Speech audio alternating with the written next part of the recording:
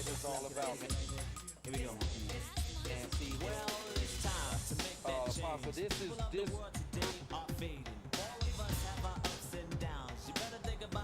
beauty of a baby. It's like we keep giving message after message. We're doing vision, and it's like somebody has the attention of our children more than us. You know, and it's hurting.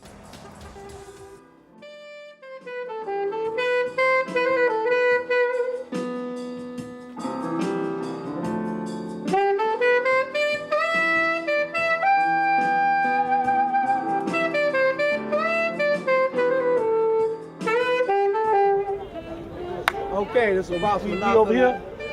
and we're here still in Chicago.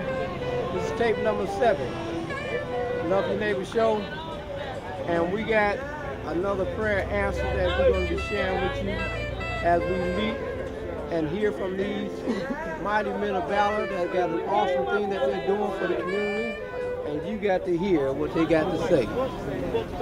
Love Your Neighbor Show. How y'all doing, Love Your Neighbor Show? My name is Brother AJ. I'm co-CEO of Notarized Inc., non-for-profit organization out here with some brothers of mine I grew up with in this community. We used to be ex-gang members, and today we just coming together for peace. Peace in the east side of Chicago, 7th Ward, 8th Ward. We coming together, man, to show these young brothers that no matter what organization you're from or no matter what your affiliation is, man, that we can come together and do things in a peaceful manner and show love one to another. I'm sure, man. From 79th Street, ex-gang. And you ought to talk a little louder. But we got to put the guns down, man. It's time for us to come together, man. This killing has got to stop. We feel that we need the Spirit of God to come in and help those of us that are crying, not community, those family members, those friends that are crying, whose hearts are broken, whose hearts have been broken, and the pain is going on. It's not a confrontation. It's pain that we have right here. It's pain that we have right here. It's pain that we have right here. So if you guys ain't doing nothing on Sunday, come out and support us. We need some donations. We need some water. We need cups. We need plates. Whatever you can do is fine. It's fine. Just come out and support us. Peace and love.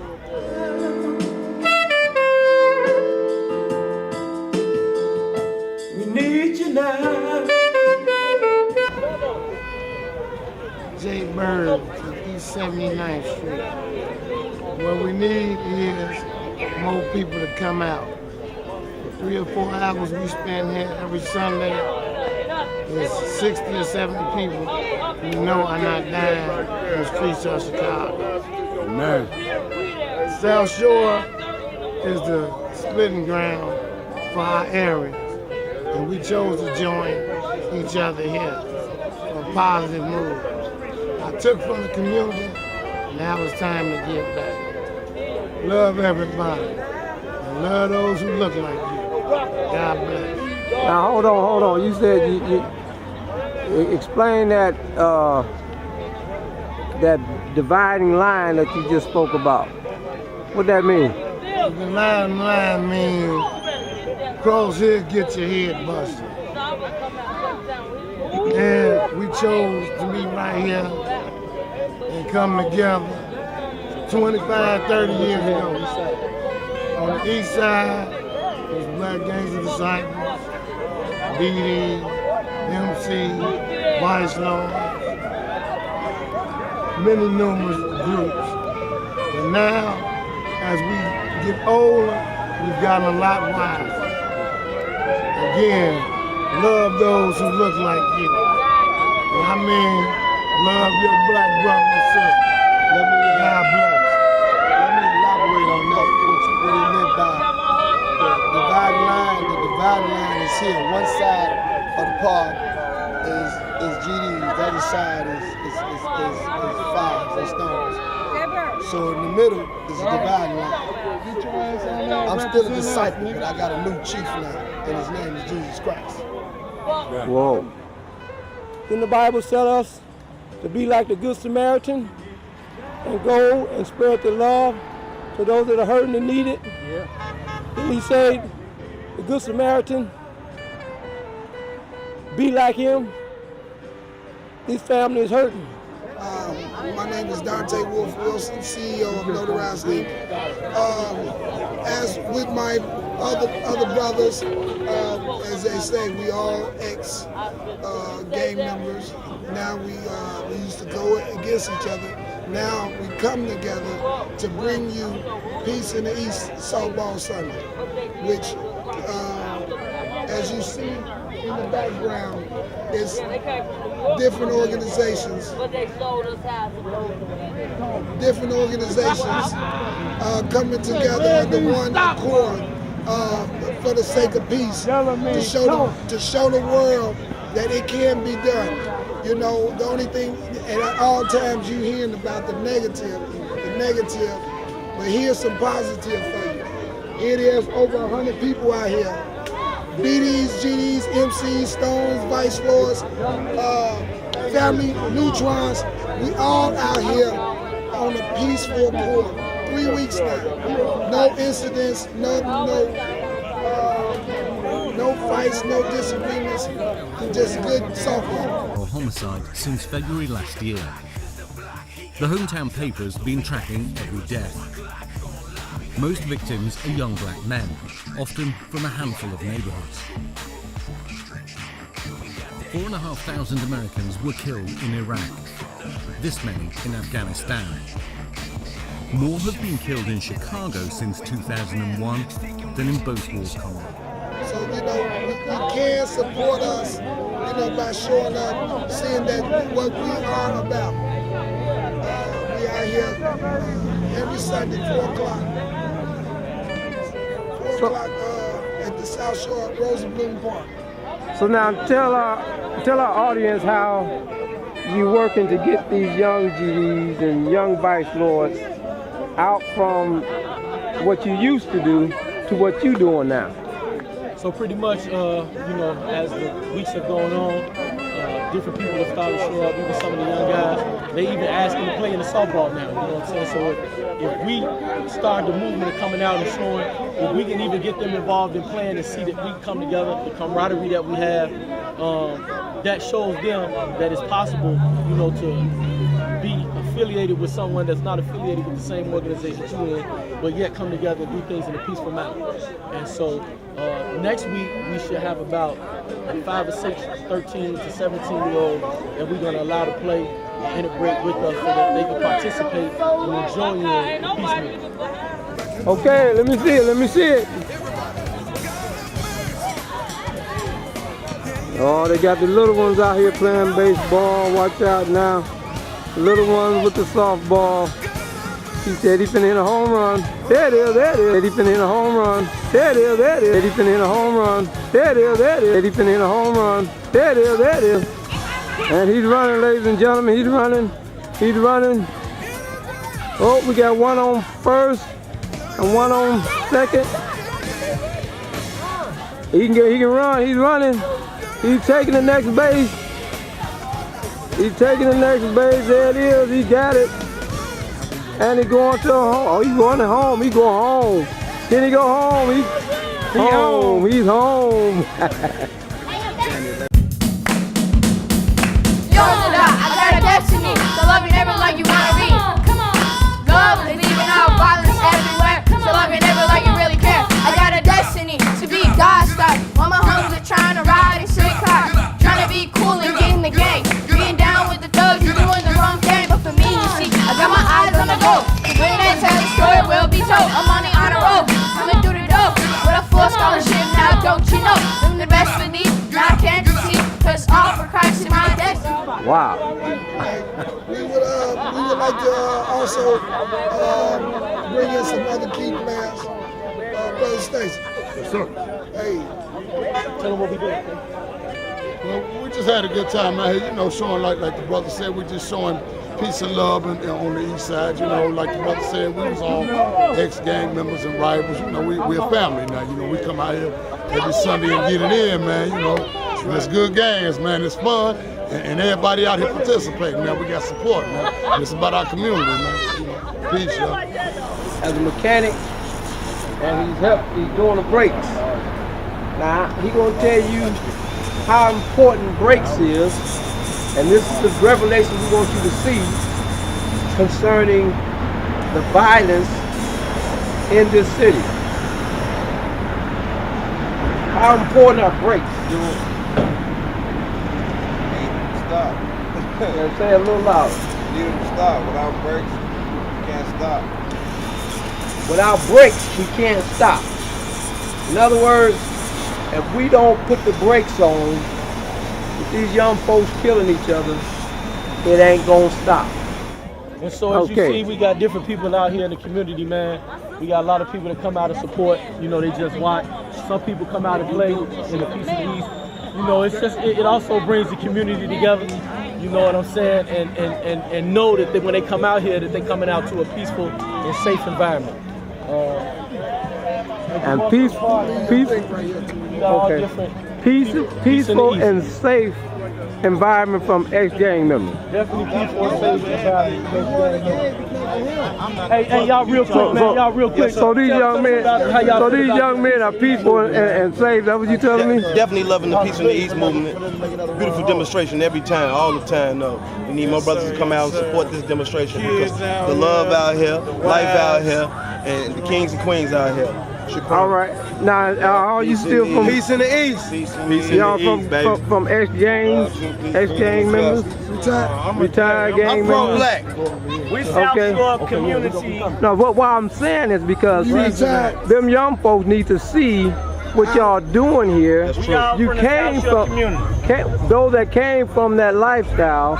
Those that are in that lifestyle need to see that they don't have to stay in it, and they can be like y'all are now. Yeah, that's up. Enjoying one another instead of rivaling against one another. So now, this is powerful. This is what should make the news. We definitely bring it back, though. You know what I'm saying? It's out here, though. You know, so we inspire any and those who want to come and get involved with some love and some peace. It's definitely out here, right here for you, though. Stand up for Willie Cooper. Stand up for every person that lost their life to a gun, to a senseless act of gun violence. And that shit is sad because he took care of everybody out here. He took care of everybody. He took care of the young, the elderly, the cocaine addicts, the heroin addicts, and the degenerates. He didn't care who you are. He took care. He even took like him telling me, and I'm definitely crazy. That's word. That's word. See, we got the young ones out here. Got my nephew out here, little Fang. You enjoyed yourself today? All right, nephew. All right, gentlemen. So what kind of work we doing? What kind of jobs we got and that we doing to make things happen for the community? We trying to make love back in our community. Love back in the community. Yes, sir. All Shout right. out to the organizers. Yes, we got the organizers. We got the organizers. Yes. We got the organizers. The strength of the people become the power of the community. Yeah. Remember that, notarized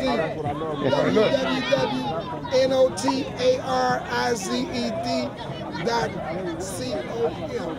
Notarized.com. Check us out. Check us out on Facebook. Check us out on Facebook. Check us out at notarized.com. We love our people. We love our community. We were once perpetrators of the negativity in our community. Today, you know, we try to curb the violence. We try to help give back to the community with different feeds of the homeless, back to school giveaways.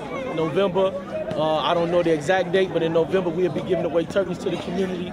Every Christmas we give a toy drive. We give away toys and feed the community for Christmas, man. We just try to get back and show people out here that there are people out here that do care. What about the churches in the neighborhood? The churches in the neighborhood are asleep. The ministers in the neighborhood in the black community need to be revived. They need to be saved. They need to be born again, because inside of the black community, you got 100 churches and 1,000 dope dealers right down the street, and people being gunned down all day, every day. So what are the churches doing? Because inside of the black community, you got 100 churches and 1,000 dope dealers right down the street, and people being gunned down all day, every day. So what are the churches doing? All right, now, tell us what you know about the system. That is not always the young guys, and it ain't always y'all fault. Help them on this, because we can't put everything on the gang life. And what they did was criminalize black life in all kinds of ways. Now, that created a kind of a slave force. In fact, one of the most interesting books on it, Douglas Blackman's, is called Worse Than Slavery or something like that. It threw mostly black males, but also women, into jail, where they become a perfect labor force, much better than slaves. If you're a slave owner, you have to you have to keep your capital alive. If the state does it for you, it's terrific. So definitely, you know, the system has failed us in our communities. I'm one that really believes in us policing each other. I believe in us, you know, holding each other accountable for what's going on in our community. Of course, the system does not give us the adequate resources that we need to get these young brothers off the streets. We are failed to a government system that allows us to receive government assistance to actually, I don't think, encourage us to do better, but to hold us back and keep us down. Hidden among the ranches and rolling hills in the northern part of Denton County, Texas, the remains of more than 400 people lie in an overgrown cemetery. And even though it was abandoned and forgotten a long time ago, a few headstones can still be found. But most of the graves in this place never had a marker to begin with. That's because the people who were buried in them were considered to be property, not much different than a horse or a mule. This is where slaves were buried. Whipped by the same master. For almost 250 years, our people were held in bondage. And today, this period of history has come to be known by an ancient Swahili word. It's called the Ma'afa. And it began when the first Africans were shackled to the bottom of a slave ship. But the irony is that it did not end when the slaves were freed. In fact, it hasn't ended yet. And as you're about to see, a hidden racial agenda is keeping the Ma'afa alive into the 21st century.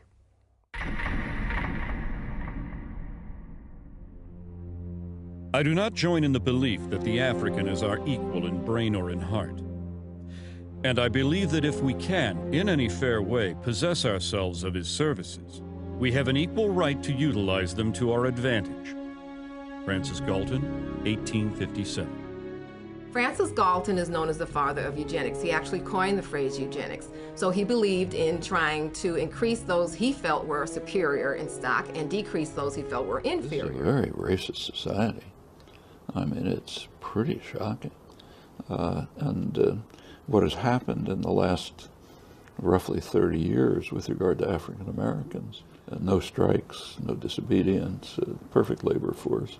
A lot of the American Industrial Revolution in the late 19th, early 20th century is based on that.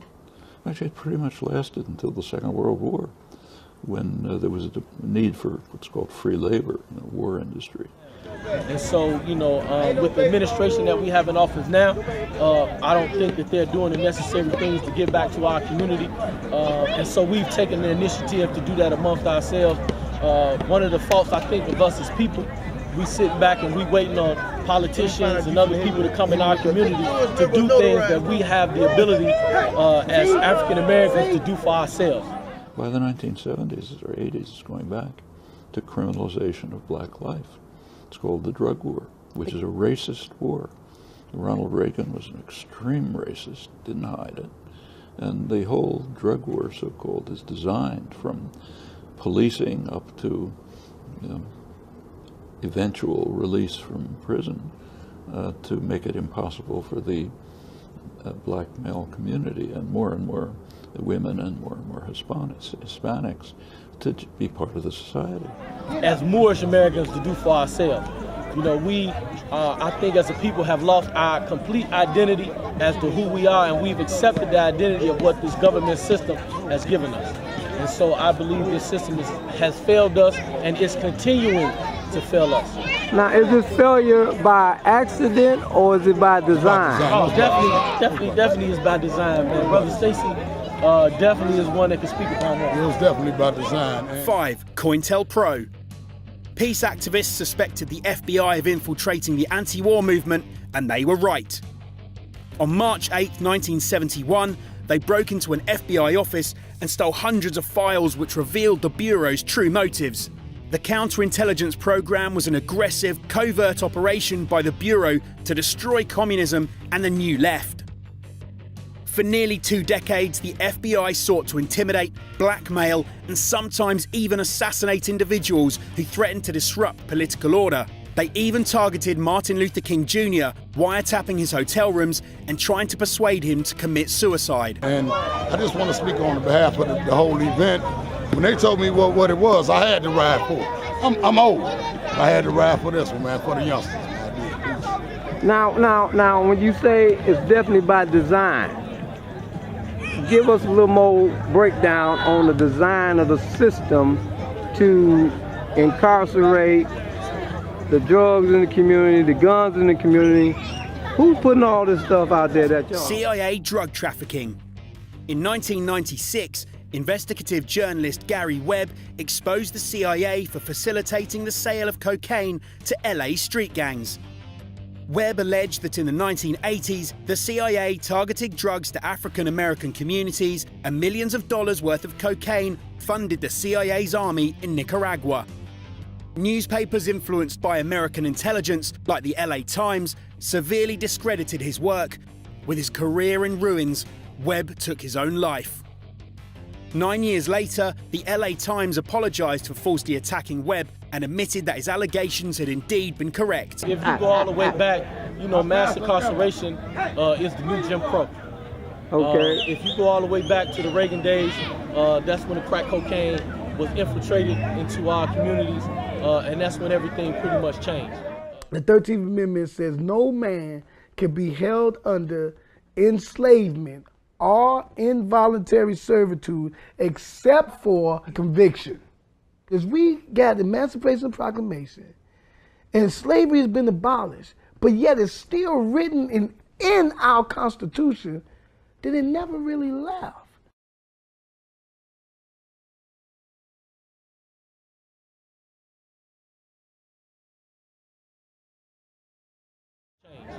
Crack cocaine took over our communities, started destroying our communities, destroying our families, started locking our men up, our husbands up, our fathers up, and then left our women out here to pretty much raise all our children. And so, yes, this whole thing was by design.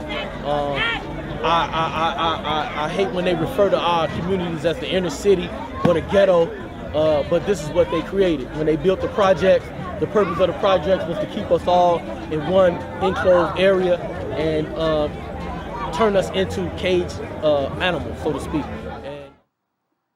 And as we know,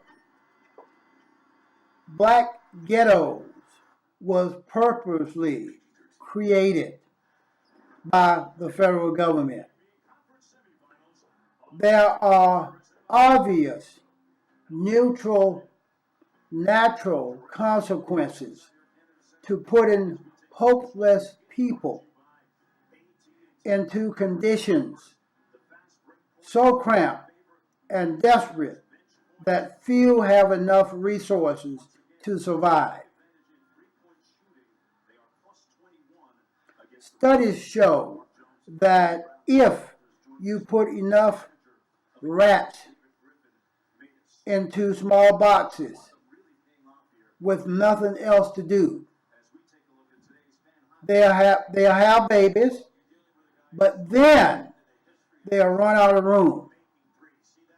Eventually, they begin killing each other and even eat their young.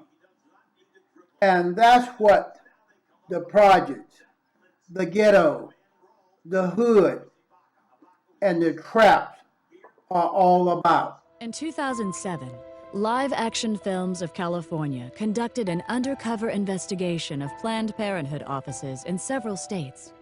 Under the direction of the organization's president, Lila Rose, the goal of the project was to determine whether Planned Parenthood officials would accept financial donations on the condition that the money would only be used to eliminate African Americans. The following clips are from the actual recordings of those conversations. When I underwrite abortion, does that apply to minorities too?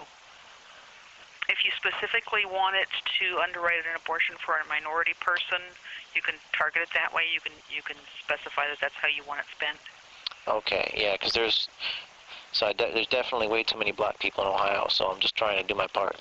And when they tore the projects down, they unleashed the people who were not ready to live amongst each other in a normal setting. And so what we have today, you see, is the violence run rapid in our communities based on the design of infiltrating our communities with different drugs and different guns, and definitely with police who I don't think are definitely not serving and protecting our community. All right, all right. They bring the drugs to us, then arrest us for them. We ain't got no drugs. They bring them here. Yeah, and then we don't make guns. When they bring them, but see, they don't arrest the guys that come with the boat. They arrest the guys with the bags in their pocket. You know, this is by design. You know, if you got crack cocaine, it's a different charge than when you have powder cocaine. Why is that? Because the white guys get caught with powder cocaine and black guys get caught with crack cocaine. So when you say difference, what's the difference? The difference is crack cocaine is in the black community. I'm saying as far as the sentencing. The sentences? Yeah. You got one strike against you once you arrested. So, I mean, just by you being black, you guilty to proven innocent. I'm saying the sentencing between the powder cocaine and the crack cocaine, what's the difference in that, the sentencing? If you got less than 14 grams of powder cocaine, it's a misdemeanor. One bag of crack cocaine is a felony. What? So this is about. Wait a minute, you gotta say that again. Say that again. If you have less than 14 grams of powder cocaine, it's a misdemeanor. Can you give us an idea of the size of a bag of 14 grams of powder cocaine? Probably about that big. All right, about that big. Okay. Okay, and then a bag of crack cocaine. That big. That big. That big. And you get a felon for that, and you get a misdemeanor for the powder. Exactly.